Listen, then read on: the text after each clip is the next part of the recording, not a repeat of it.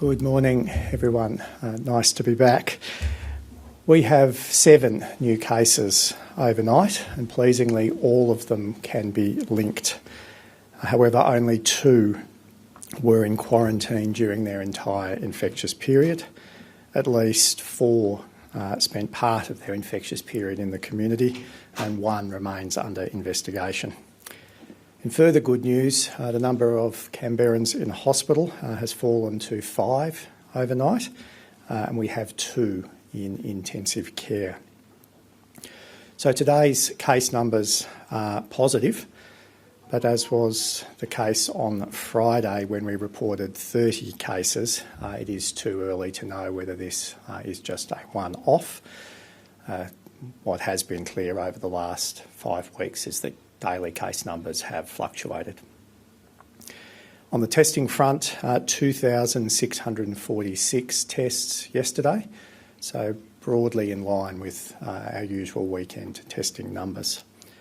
On the compliance front, ACT Policing, Access Canberra and WorkSafe ACT have again been busy. 380 traffic stops reported, 59 business compliance checks undertaken. Pleasingly, the COVID-19 compliance teams that spent the weekend working with businesses impacted by the changes that came into effect on the weekend reported overall excellent compliance. So thank you to those businesses who are showing their support for the public health directions. It's really critical to being able to manage the outbreak and to return more people to work. On the vaccination front, from today, parents can book children aged 12 to 15 in for a Pfizer vaccine through ACT government clinics. This is an important step to vaccinate 20,000 Canberrans in this age cohort. On the matter of vaccine supply, we continue to engage productively with the Commonwealth on the supply of Pfizer vaccines to the ACT throughout October. We do so that we can efficiently deliver our vaccination program. The current advice from the Commonwealth is that we will not see supply of Pfizer to the ACT government program reduced between September and October, as had been indicated in the papers to National Cabinet last Friday. However, we will also not see the increase in supply that had been projected for the ACT between September and October-November. So increased supply of mRNA vaccines to the ACT is now currently all projected to be in primary care. That is Pfizer to GPs and Moderna to pharmacies. Therefore, if you are looking to get an early appointment for your 12 to 15-year-old to get vaccinated, we would strongly encourage you to consider doing that through a GP or a pharmacist. We are in a strong position to provide additional vaccine appointments at the AIS Arena if we have more supply, and so we will continue to work with the Commonwealth on this point. We are optimistic that the issue can be positively resolved. During their outbreaks, New South Wales and Victoria both received increased supplies of vaccines. It is our view that the ACT should not be treated any differently. Now, yesterday was another strong day for vaccination across the Territory.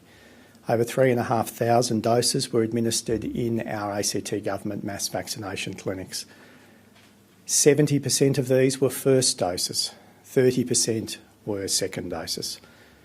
Today we will reach 80% of our population aged 12 and above who have received at least 1 dose of a vaccine. This number will continue to grow in the days and weeks ahead. But there are around 50,000 people still waiting for a first dose through an ACT government clinic. We are, though, a week closer to having administered first doses to everyone who wants one. And the balance of our vaccination program will soon shift to second doses and significantly pick up pace.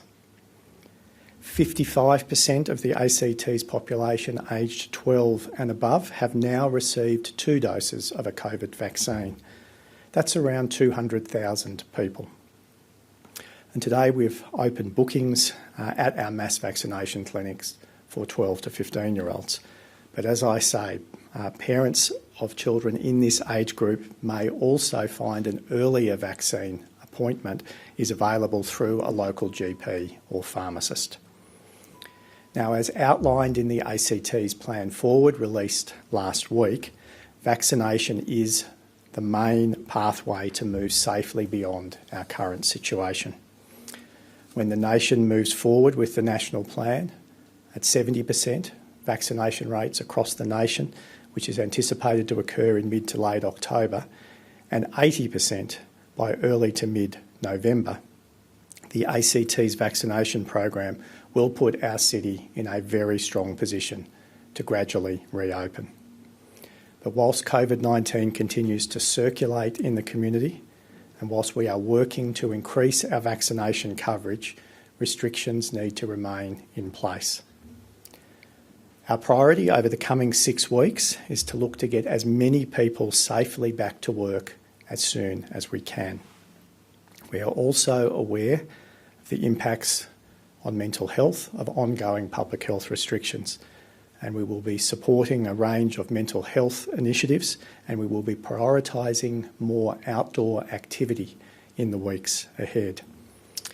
We will, however, be moving through the phases of the national plan gradually. Decisions will be taken on the best and most up-to-date health advice. So following the updated Doherty Institute advice provided to National Cabinet last Friday, the Burnett Institute advice provided to the Victorian Government and publicly released over the weekend, and New South Wales Health advice to that state government earlier this month, we now have a much clearer picture of the significant risks associated with moving too fast at 70%. The clear advice is that it is prudent to wait until reaching 80% before making major changes. So before making major changes in the ACT, we will of course consider the national and local vaccination rates, the levels of community transmission that we are experiencing at the time, especially the proportion of cases not in quarantine whilst infectious. We'll continue to focus on turning our test rates and turnaround rates in terms of testing results to be as quick as possible. This will assist our ability to quickly test, trace, isolate and quarantine, which will be an ongoing feature of the public health response here in the ACT and around the nation. I think it's important to emphasise here that our obligations to each other don't end when we are fully vaccinated. You can still get the virus and you can still transmit the virus to others when you are fully vaccinated. Other factors that we will be considering as we ease restrictions are how well the community and business are complying with the existing restriction framework. We'll also be looking at the most up-to-date data on the effective reproduction ratio of the virus and the transmission potential within the community. And finally, and very importantly, and we've touched on this a number of times and I want to reiterate it today, we're also very focused on the capacity of our health system, the implications for the cross-border demand on our health system coming from regional New South Wales. And I do note that both the New South Wales Premier and the Victorian Premier have been very clear that they expect the demands on their health systems to be unlike anything Australia has experienced before. Extreme pressure is coming to New South Wales and Victoria's health systems, and it would be naive to think that the ACT system won't also come under pressure. So we plan to ease restrictions as we transition through the vaccination phases in mid to late October and early to mid-November. But this may need to be slowed if we experience significant outbreaks during those times. Like our transition out of lockdown last year, the following types of restrictions will gradually change. Gathering sizes will increase when it's safe to do so. Noting, as we've seen from the Victorian Government's plan, that it is much safer to have events and activities outdoors than indoors. Very large events and gatherings will remain restricted for longer. Density restrictions will apply within businesses, venues and facilities.